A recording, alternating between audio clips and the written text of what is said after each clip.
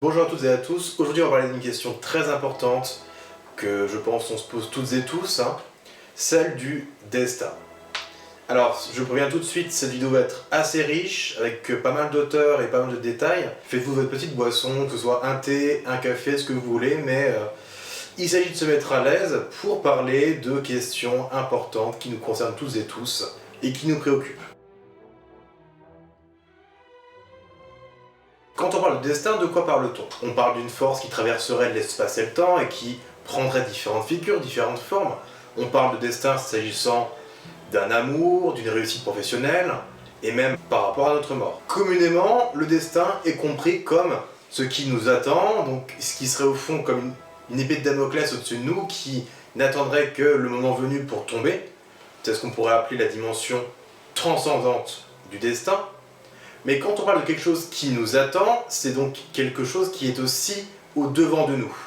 C'est-à-dire que là, on aurait davantage la dimension temporelle du destin qui serait forcément quelque chose de futur. En ce sens, et c'est une image que je vais pas mal travailler durant cette vidéo, au moins depuis l'Antiquité, de manière assez classique, le destin est représenté par une image, celle du fil. En effet, si on suit la métaphore, le fil de notre vie, c'est quelque chose qui est tissé, qui va se dérouler, jusqu'à ce qu'il n'y ait plus de fil, ou qu'il soit coupé prématurément. Ainsi, croire en son destin, selon moi, c'est croire que ce qui nous arrive, que l'ensemble des choses qui nous sont arrivées, ont un sens, signifient quelque chose. Et ce sens demeurera caché jusqu'à ce qu'il s'accomplisse. En effet, selon moi, l'idée d'accomplissement est quelque part indissociable de celle de destin. Quand un destin s'accomplit, c'est toute une existence qui prend sens à travers le dévoilement d'une vérité. Quelques expressions qui corroborent, qui confirment un peu ce que je suis en train de dire.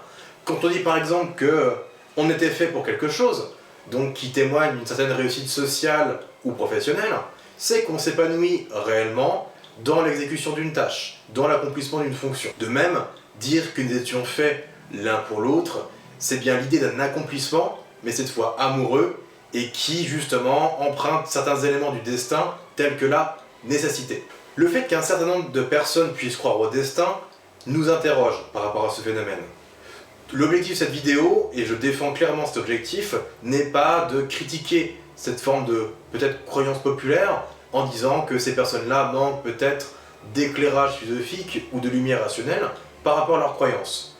Bien au contraire, l'objectif de cette vidéo, c'est simplement d'interroger, d'analyser et de comprendre pourquoi nous croyons en destin. À ce titre, comprendre notre croyance en la destinée va nous faire passer par différents points. Tout d'abord, la compréhension de la trame de nos histoires avec Cournot. Ensuite, on va s'attaquer au lourd problème de l'articulation entre, d'une part, notre liberté et d'autre part, notre destin avec Leibniz. Et enfin, dans un dernier temps, on va étudier la question de ce que Nietzsche appelle l'amor fati, c'est-à-dire le fait d'aimer et d'embrasser sa destinée. Point de départ, accroche par rapport à cette question du destin, un film. Un film que j'aime énormément, que j'ai encore revu récemment et qui pour moi est très riche philosophiquement, en plus d'être honnêtement une très belle histoire d'amour, c'est Slumdog Millionnaire de Danny Boyle. Slumdog Millionnaire est sorti en 2008 et on le retient surtout quand même pour avoir remporté 8 Oscars, dont celui de meilleur film et de meilleur réalisateur. Je vous montre un extrait et ensuite on en parle.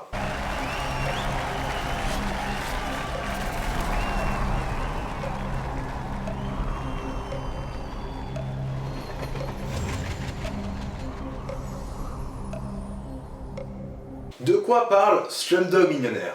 C'est l'histoire d'un enfant des rues qui s'appelle Jamal Malik et qui va se retrouver au début du film à la version indienne de Qui veut gagner des millions. Tout le monde s'étonne qu'un jeune homme de 18 ans, qui n'a pas fait d'études ou quoi que ce soit, puisse aller aussi loin dans le jeu.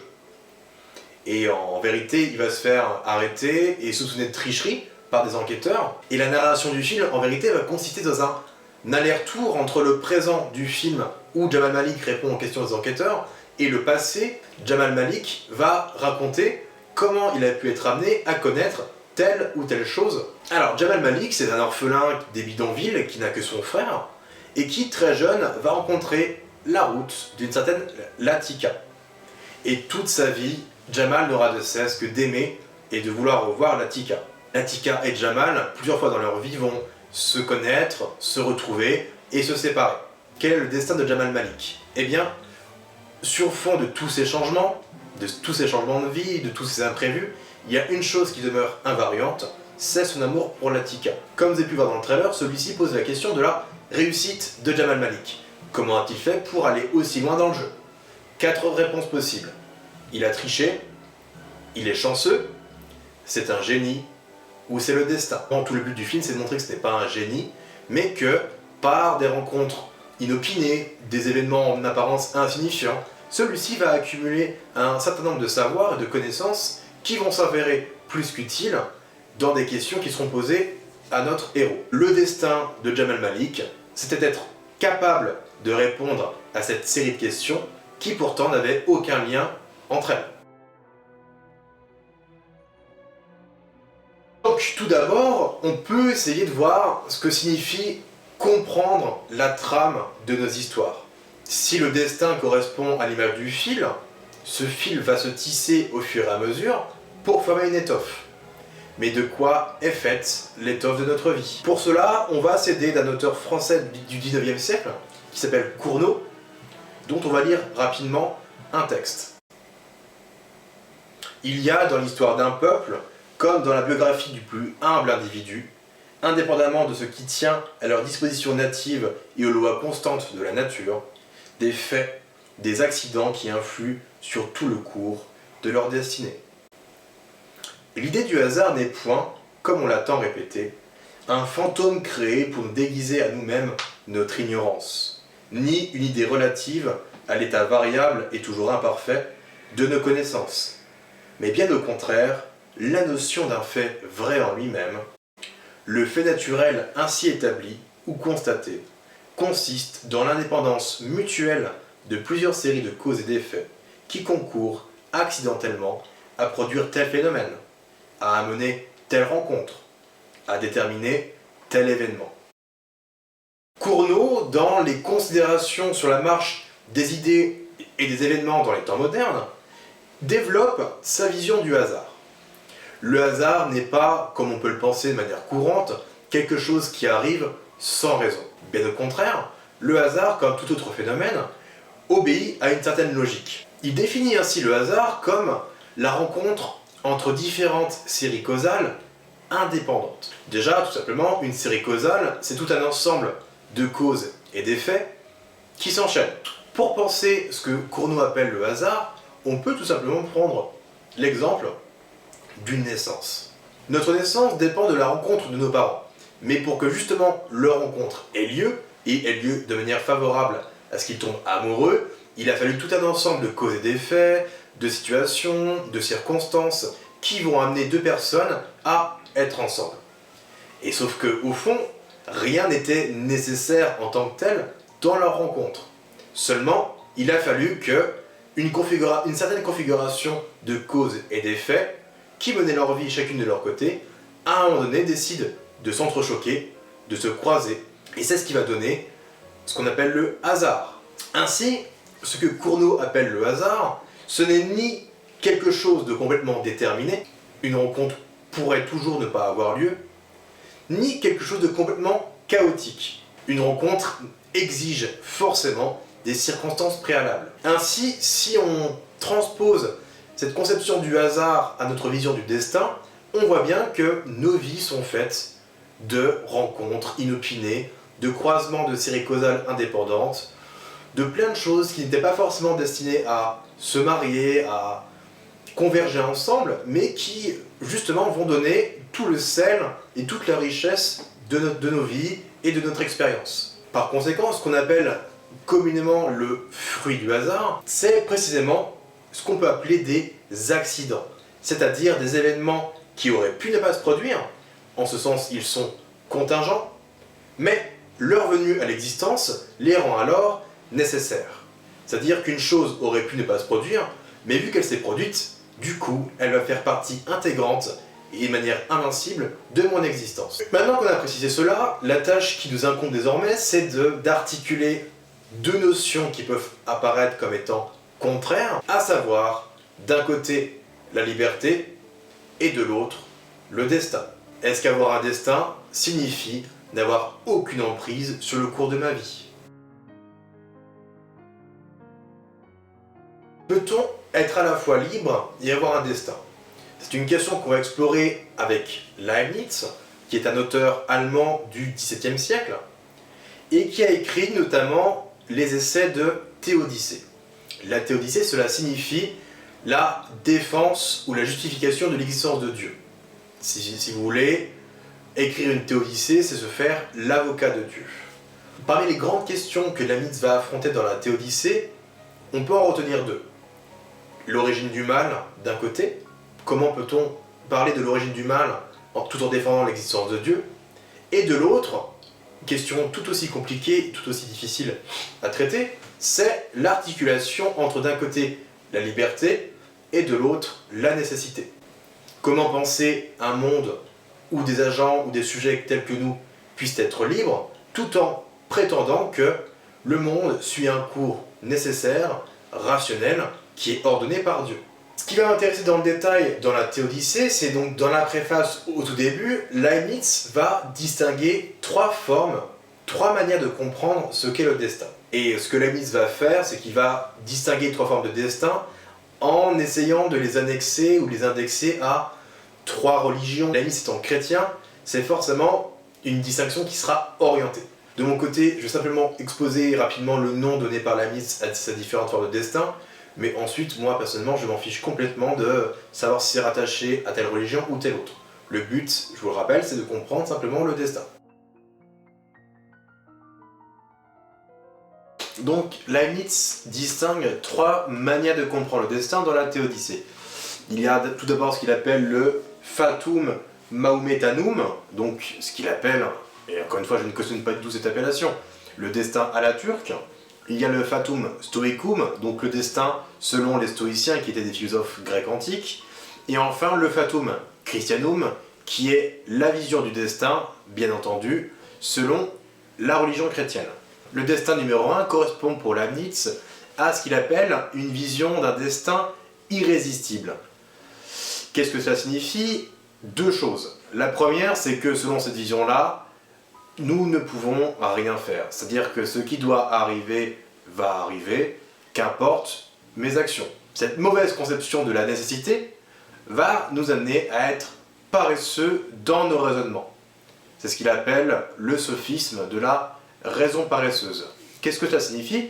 Eh bien, tout simplement que si je considère le monde selon un agencement et un ordre nécessaire, inéluctable, fatal, eh bien de ce point de vue, réellement, je ne suis qu'un spectateur de ce qui se passe. Ma propre vie en elle-même n'est que la suite et le déroulement d'événements, d'actions qui sont nécessaires, que je n'ai pas choisis, et dès lors, je ne peux rien y faire. Croire que tout arrive de manière fatale, c'est également croire que je ne peux rien faire pour tout cela, et donc que je n'ai aucune liberté à exercer. Alors précisément, puisque cette vision du destin va nous amener à être paresseux, Leibniz y voit un peu comme une manière d'expliquer et de comprendre le nombre de pratiques superstitieuses qui vont découler de cette paresse. Ça va donner le destin sauce horoscope du dimanche, ou parce que je vais lire que selon mon signe, c'est ce qui va m'arriver, donc je vais être heureux en travail, faire une rencontre, etc. Eh bien, puisque c'est écrit, ça doit arriver et je ne peux rien y faire. Maintenant qu'on a traité notre première forme de destin, la deuxième, le fatum stoicum, très rapidement, qui fait référence à la philosophie stoïcienne. Selon les stoïciens, il faut reconquérir notre esprit qui est représenté comme une cité intérieure, une citadelle intérieure, avec les forteresses, etc. On peut vraiment travailler l'image. Selon les stoïciens, pour réellement acquérir une tranquillité d'esprit et une forme de bonheur, il faut absolument distinguer ce qui dépend de moi de ce qui ne dépend pas de moi. Si je ne fais pas cette distinction entre ce qui dépend de moi et ce qui ne dépend pas de moi, je vais être amené, malgré moi, à avoir du ressentiment et à en vouloir à des personnes, ou même à une divinité, par rapport à des événements qui seront tristes ou tragiques de mon existence. C'est ainsi ce qu'il arrive quand on va blâmer par exemple la figure de Dieu par rapport à des choses qui nous déplaisent. Si on fait ça, au fond, on essaie de trouver un responsable par rapport à des choses qui de toute façon ne dépendaient pas de moi. Or, essayer d'identifier un responsable, c'est simplement alimenter en nous des passions mauvaises qui vont au fond nous ronger sans jamais cesser. Et enfin, troisième version du destin pour la Nietzsche, donc le Fatum Christianum, tout simplement et assez rapidement, parce que c'est pas ce qui m'intéresse le plus, c'est l'idée d'un ordre préétabli dans lequel nous sommes inscrits, un ordre qui est gouverné selon le meilleur par Dieu. Alors, maintenant qu'on a fait ce petit point sur les trois formes du destin chez Leibniz, on peut s'attaquer au délicat problème de l'articulation entre d'un côté notre liberté et de l'autre l'idée d'un destin. Pour cela, il faut clarifier et distinguer différentes formes de nécessité. Leibniz distingue d'un côté ce qu'il appelle les vérités de raison et de l'autre ce qu'il appelle des vérités de fait. Les vérités de raison, on peut dire que ce sont tout un ensemble de nécessités logiques, c'est-à-dire tout ce qui n'admet pas son contraire. Les vérités de fait, elles, pour Leibniz, correspondent à une certaine idée de la nécessité, donc des choses qui doivent arriver. Seulement, cette nécessité n'est pas d'ordre logique ou mathématique, mais elle est morale. Tout l'enjeu de Leibniz, c'est de dire d'un côté que la nature humaine est libre, elle est capable de librement choisir ce qui va faire son existence, mais de l'autre en même temps, ça va être de défendre l'idée qu'un Dieu gouvernerait totalement, absolument, le cours du monde qu'il a créé. En commentant Leibniz et en même temps en interprétant aussi à ma manière les choses, je pourrais dire qu'il est nécessaire en vérité de conjuguer différemment le destin. Bien souvent, on a tendance à dire et à croire que le destin, c'est ce qui doit m'arriver. Or, si je dis que le destin, c'est ce qui doit m'arriver, en vérité, je reconduis la première forme du destin que dénonçait Leibniz, le destin irrésistible. Si le destin, ce n'est pas ce qui doit m'arriver, comment peut-on conjuguer celui-ci? À ce titre, je dirais que le destin, c'est ce qui devait m'arriver. Parce que quand on dit qu'une chose doit m'arriver, on est réellement dans une position de spectateur de sa propre vie. C'est-à-dire que, au fond, je pourrais m'asseoir là avec des pop-corn et regarder ce qui va m'arriver de manière invincible. Alors que si je dis que le destin, c'est ce qui devait m'arriver, j'entends par là que le destin serait au fond le résultat d'un enchaînement d'événements. C'est-à-dire que le destin, on va le comprendre comme l'aboutissement, l'accomplissement, je reprends cette idée-là, de différents événements qui, mis ensemble, vont constituer une trame, et cette trame, ce sera celle de mon existence. En disant que le destin, c'est ce qui devait m'arriver, je parviens du coup à articuler à la fois une liberté, c'est-à-dire que j'ai librement choisi d'aller à tel endroit, j'ai librement choisi de rencontrer telle personne, j'ai librement choisi de faire une quantité de choses. Les choses auraient pu se dérouler autrement, et c'est ce qui fait le propre de la liberté. C'est que être libre, c'est pouvoir faire une chose, mais j'aurais pu également faire son contraire. Donc les choses auraient pu se dérouler autrement, ce n'est pas le cas, et quand je regarde derrière moi de manière rétrospective l'enchaînement de ma vie, je me rends compte que tout ça c'est mon destin. Tout ça c'est un enchaînement qui est devenu nécessaire de tout ce qui a fait le fil de mon existence. Et donc on va se rendre compte que notre destin, pour reprendre ce homme millionnaire, c'est le résultat de petites rencontres, de détails peut-être inoffensifs ou insignifiants, mais qui, à un moment donné, vont prendre sens, vont avoir leur utilité. Yes.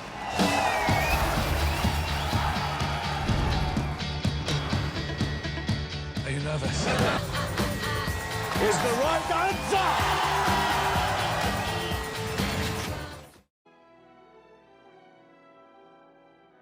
On peut maintenant passer à la troisième partie de mon discours, cette fois sur Nietzsche et la question de l'amour du destin. Certes, il est nécessaire de comprendre ce qui fait la trame de nos vies, il est également nécessaire de voir comment notre liberté peut être sauvegardée dans notre croyance dans le destin, mais va se poser maintenant la question de l'amour de ce qui va faire ma vie. De l'amour également de la nécessité avec laquelle les choses de ma vie se sont déroulées. Pour comprendre la vision de Nietzsche sur le destin, on va se référer au gai savoir de Nietzsche, et en particulier à un certain nombre de paragraphes que je vous indiquerai et que vous pourrez aller voir par ailleurs. Amor fati signifie aime ton destin. Je veux apprendre toujours davantage à considérer comme la beauté ce qu'il y a de nécessaire dans les choses. C'est ainsi que je serai de ceux qui rendent belles les choses. Amor fati. Que cela soit dorénavant mon amour. Nous sommes parfois surpris de la merveilleuse harmonie que produit le jeu sur notre instrument. Une harmonie trop belle pour que nous osions nous l'attribuer à nous-mêmes. En effet, de ci, de là, il y a quelqu'un qui se joue de nous, le cher hasard.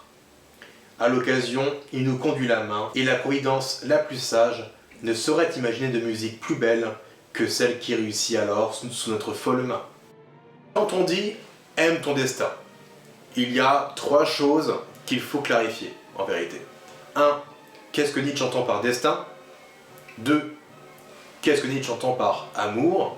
Et 3. Comment va se caractériser précisément pour Nietzsche cet amour du destin ?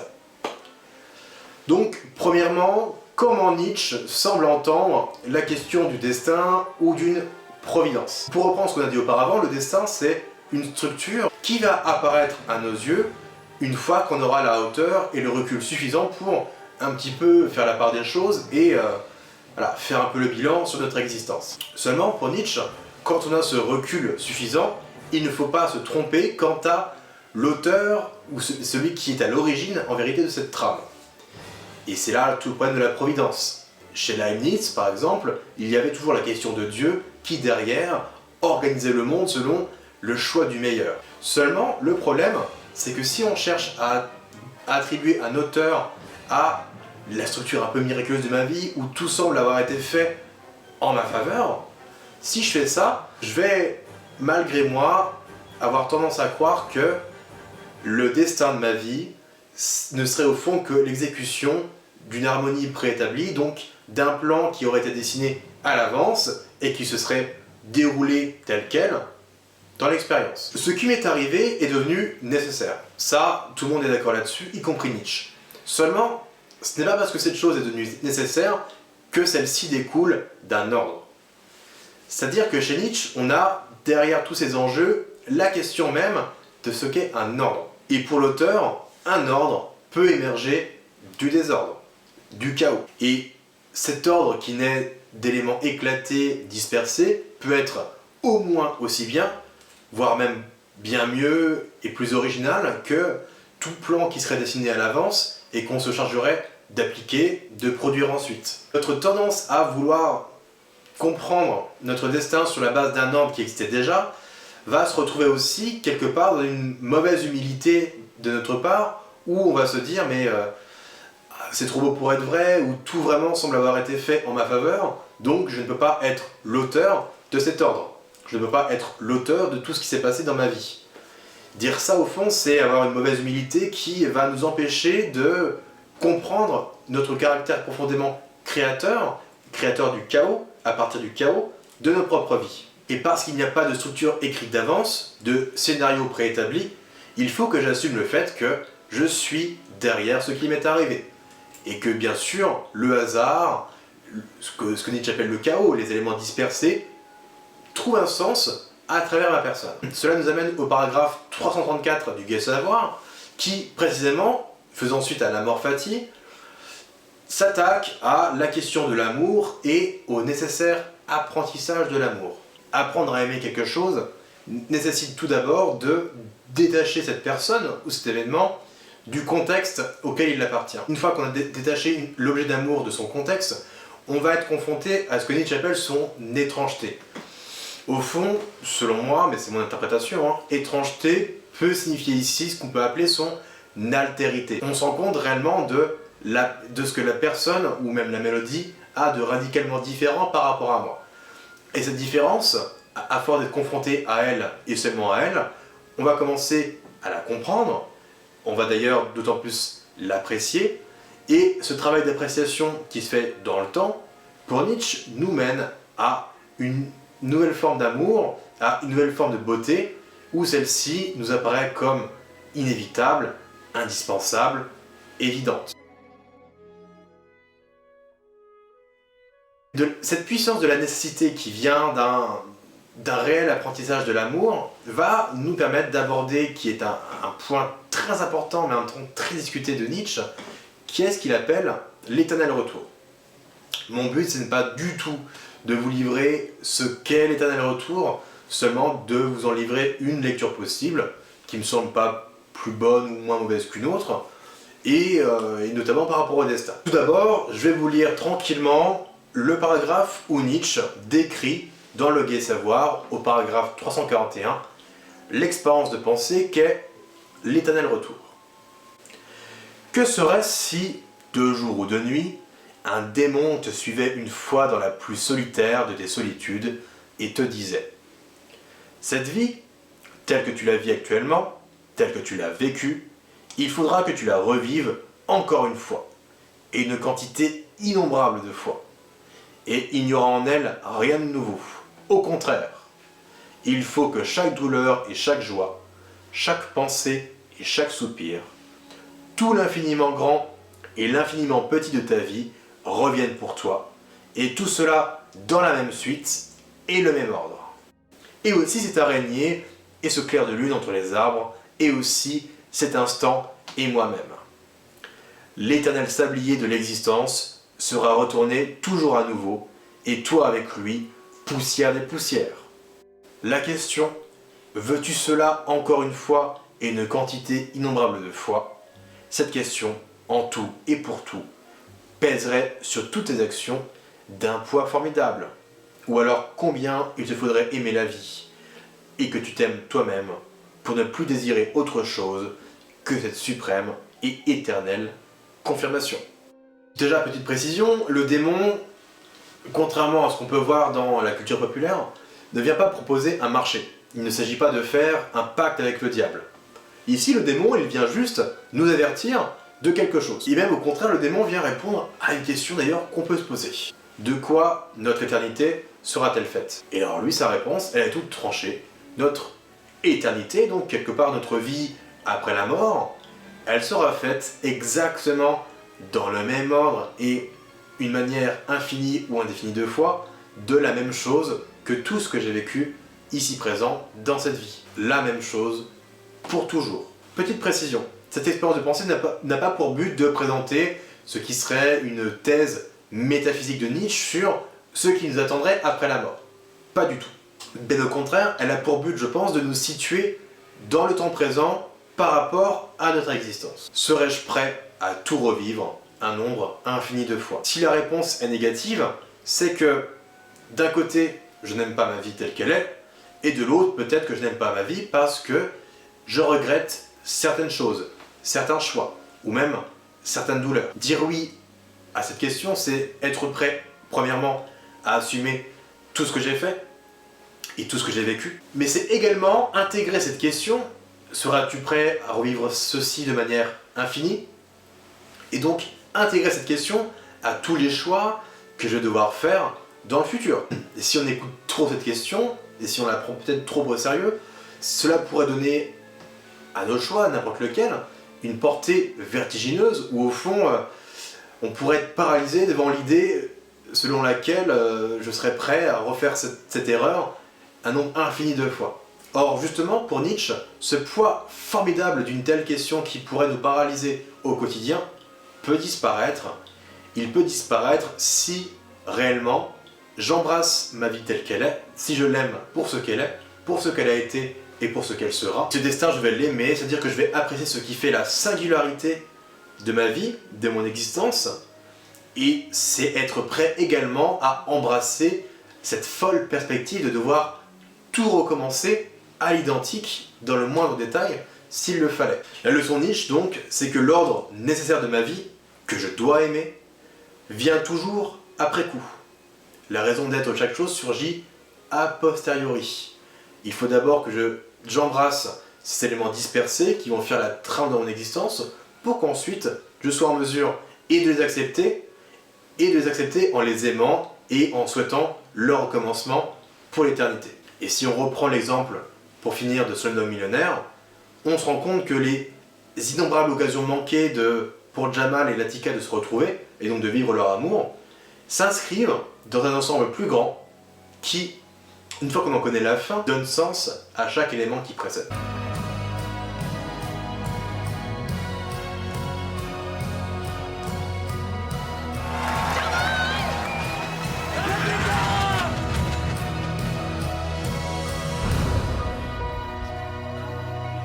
Voilà, c'est tout ce que je peux vous dire sur le destin et sur Slumdog Millionnaire. J'espère que cette vidéo vous aura plu. Je vous recommande chaudement ce film, qui est vraiment un très bon film, une très belle histoire d'amour, et qui du coup, comme vous avez pu le voir et l'entendre, donne aussi de la matière à penser sur des questions aussi préoccupantes et aussi compliquées que celle du destin et de l'articulation entre la liberté et la nécessité.